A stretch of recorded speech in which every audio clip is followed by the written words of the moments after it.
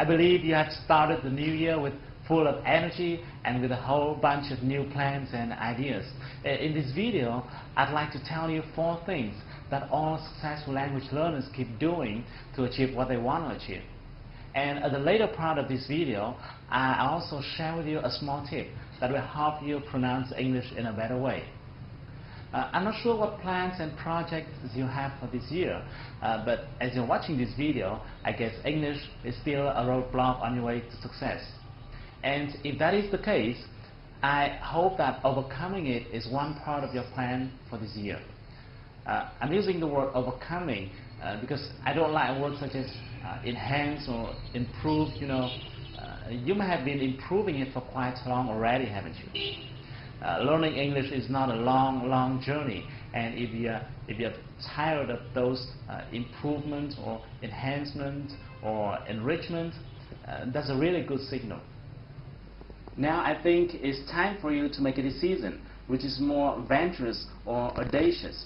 A decision says you have overcome the language obstacle at a specific point of time that we can see it clearly in the near future, such as by the end of this year or in the middle of the next year, at the time you have been able to hear and speak or even present in English confidently, no matter you're in a meeting with your foreign partners or in a job interview with a multinational corporation. The only one thing which is more important than anything else is your decision. Once you have decided that language is not something that can block you on your way to success, then nothing can stop you. Nothing. For several years, I have been observing many language learners, and I kept wondering why some people can learn faster than others. And I have found that there are 4 things that all successful language learners do. If you're not doing these 4 things, you better do them right now. Number 1, set a goal. Well, it's not new, isn't it? But it's a must. If you don't have a goal, you're not serious. And you need to make sure that your goal must be specific. It must be clear, and this one is important. You must believe in that goal. A goal doesn't make sense if you don't believe in it. Number 2, slice it into small pieces. Make it easy. Make it comfortable. There's a famous question that says, how to eat an elephant? And his famous answer is, just eat it, one bite at a time. You should do the same with your goal. Slice it into smaller goals. Set a specific schedule for each one. It should be so specific that you must be very clear about what you have to do this evening in order to be closer to your goal. And number 3, be ready to face your roadblocks. No matter what kind of goal you are setting for yourself, there will always be obstacles and difficulties. If a journey is too flat, it means the goal you set is mediocre. Big goal always comes along with big obstacles. Your job is to overcome the challenges one by one and stick with it until you achieve your goal.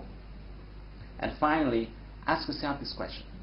Is what I'm doing now getting me closer to my goal? Every time you do something, ask yourself this question. That's a really powerful question.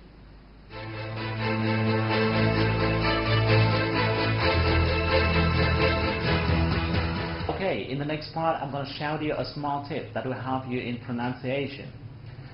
Even if you don't have the need to pronounce the same way native speakers do, I still recommend you to spend a portion of your time practicing pronunciation. Why? Because the truth is, as you have better pronunciation, you will have better listening skill. Think about it. If you could speak the same way native speakers do, would you be able to hear them when they speak? Yeah, it is, isn't it? But this is what most people do not pay attention to, because people would normally think, well, I'm not seeking for perfection, or I don't have years living in the US or UK, so it's okay for me not to pronounce well. No, it's not true. Learning pronunciation is about learning a skill. It's not about art, or it's not about talent. If you practice it often enough, you'll be proficient at it. However, more often than not, when you just start out practicing pronunciation, the problem is every time you hear a native speaker produces a new word, you would probably have the feeling of being unclear about what the sound is like. This is absolutely normal because the first time you hear a strange sound, you'll probably experience that feeling. And consequently, you might be tempted to look at the text version of that word, hoping to get a better feeling of how it's pronounced. Even though doing that way may make you feel a bit more confident, but the fact is, looking at the text will likely drive you to pronounce the way which is not really close to the way native speakers do. In other words, the way a word is written may fool you and make it pronounce improperly. The reason is every language has its own way of pronunciation of a certain vowel or consonant. For example, the pronunciation of the consonant G in English, like Google, is slightly different from that of the G in Vietnamese. Or the vowel N in the word man is slightly different from the vowel An in Vietnamese. Therefore, in order to pronounce the way American or English people do, you need to ignore the writing aspect of words. What you should do is to close your eyes, focus into your ears, and to recognize the sound you hear. This is a simple technique that can help you recognize the sound more easily. When you listen to a word, split your listening focus into 3 parts. The first thing to focus into is the consonant of that word. Let's say you're listening to the word change. Focus into the sound ch. You'll find that this sound is similar to the consonant of words like choose or chat or cheer. The second thing to focus into is the vowel of that word. With the word change, this time you try to recognize the sound A. You'll find that this vowel is similar to the vowel of words like gain or rain or lane. And the last thing to focus into is the ending sound of or the final sound of that word. With the word change above, this time you try to recognize the sound J. You'll find that this sound is similar to the ending sound of words like forge or large or badge.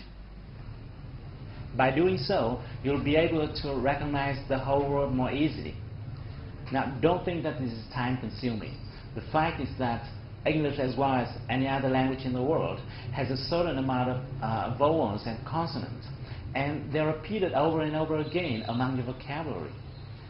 Once you spend a certain amount of time practicing them, you will find that your pronunciation skills and listening skills as well will change dramatically. Okay, I have to go now. Thank you for watching this video. If you like it, share it with your friends. I hope to see you soon, but until then, take action.